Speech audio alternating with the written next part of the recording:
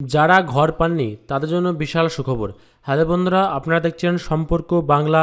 আসুন সব কিছু জানি বাংলাতে। মাথার উপর পাকা ছাদ পাবেন দেশের সমস্ত দরিদ্র মানুষ। সেই স্বপ্ন পূরণ করতে কেন্দ্রের প্রকল্প প্রধানমন্ত্রী আবাস যোজনা। এই প্রকল্পের নাম থাকলেই বাড়ি বানানোর জন্য টাকা দেবে সরকার, সরাসরি ঢুকবে আপনার অ্যাকাউন্টে। কিন্তু সমস্যা হলো, নাম তোলার জন্য অধিকাংশ ক্ষেত্রে পঞ্চায়েত বা পৌরসভায় গিয়ে হন্যে দিতে হয়, যার ফলে সময় তো নষ্ট হয় এবং হয়রানিরও কম হয় না।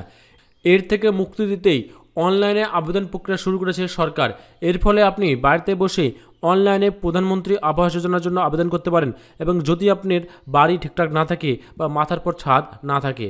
তা প্রধানমন্ত্রী নরেন্দ্র মোদী এর আগে জানিয়েছিলেন 2022 সালের আগেই প্রত্যেক ভারতীয়কে, অর্থাৎ প্রত্যেক ভারতীয়র মাথার উপর ছাদ হবে, এমনটা তিনি জানিয়েছিলেন। এবং সেই লক্ষ্যে এবার প্রধানমন্ত্রী আবাস যোজনার জন্য নতুনভাবে আবেদন করতে পারবেন। কিন্তু সমস্যা হলো, গ্রামের ক্ষেত্রে এবং শহরের ক্ষেত্রে পুরো আলাদাভাবে আবেদন করা যায়, এবং সেটা কিন্তু আপনাকে স্টেপ বাই স্টেপ বুঝতে হবে। এবং এই ভিডিওতে কমপ্লিট প্রসেসটা আপনাদেরকে বলে দেবো, কীভাবে আপনি আবেদন করবেন, কোথায় যাবেন, সম্পূর্ণ ব্যাপারে জানতে পারবেন এই ভিডিওটা অবশ্যই প্রথম থেকে লাস্ট পর্যন্ত দেখবেন। এবং আপনারা কোথা থেকে ভিডিও দেখছেন, আপনার নাম, গ্রামের নাম কমেন্ট বক্সে অবশ্যই জানাবেন। আর ভিডিওটিকে অবশ্যই একটা লাইক করে দেবেন। আর চ্যানেলে যদি প্রথমবার দর্শক হয়ে থাকেন, চ্যানেলটিকে সাবস্ক্রাইব করে পাশে দেখতে পাচ্ছেন বেল আইকনটিকে অবশ্যই এখন থেকে অল করে রাখবেন। তাহলে আমাদের প্রতিনিয়ত ভিডিওগুলি আপনি সবার প্রথম দেখতে পেয়ে যাবেন, আপনার কোনো ভিডিও মিস যাবে না। তা প্রধানমন্ত্রী আবাস যোজনা আবেদন করতে গেলে বেশ কিছু ডকুমেন্টস কিন্তু আপনাকে হাতের কাছে রাখতে হবে। তার জন্য প্রথমত হচ্ছে আধার কার্ড ছাড়া কিন্তু আপনি কোনো কাজই করতে পারবেন না।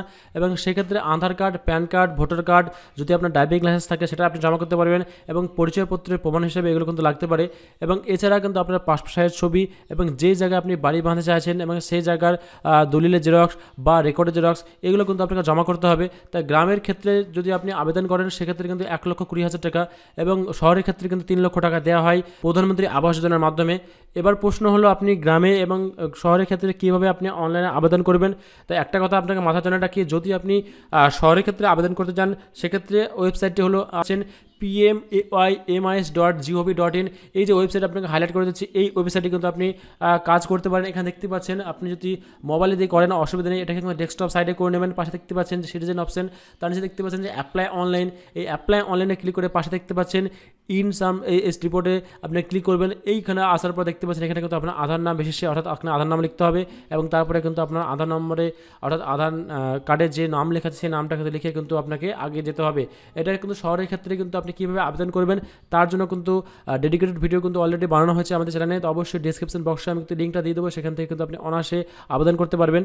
এবার যদি মনে করেন গ্রামের ক্ষেত্রে আবেদন করবেন, এবং সেক্ষেত্রে গ্রামের ক্ষেত্রে আবেদন করার জন্য সাইটটি দেখতে পাচ্ছেন pmayg.nic.in। তা শহরের ক্ষেত্রে এবং গ্রামের ক্ষেত্রে ওয়েবসাইট কিন্তু আলাদা।